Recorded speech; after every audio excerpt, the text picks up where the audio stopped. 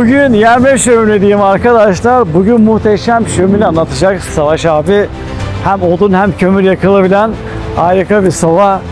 Merak ediyorsun değil mi? Gel gel. Savaş abi kolay gelsin. Teşekkür ederim. Hoş geldin. Hoş bulduk. Sobamız nedir abi? Tanıdık bir soba. Biz bunu daha önce çektik herhalde. Evet. Müşterilerimizin çok yoğun talebi olan iki ürün. 03 mercan dediğimiz bir ürün. Yandan fırında. 84 santim eninde, 57 santim derinliğinde ve 73 santim yüksekliğinde bir ürün. 35 santimetre küp bir yanma haznesine sahip derin bir ürün.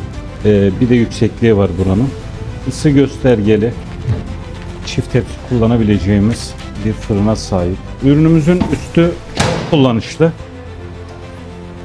Aynı anda çayımızı, suyumuzu ve kazanımızı bu alana koyabiliriz. Tek tek çıkabilir. Yine bakman için bunları çıkarıyorum ben. Bunlar da çıkabiliyor. Buraya kazanımızı koyabiliyoruz. Çok kullanışlı bir ürün. Altına bir tabla alınabilir. Biz yanına böyle bir şövalye maşa takımı ekledik. Odun omuz ekledik. 110 kilo ağırlığında 100-110 metrekare alanı çok rahat ısıtabilir.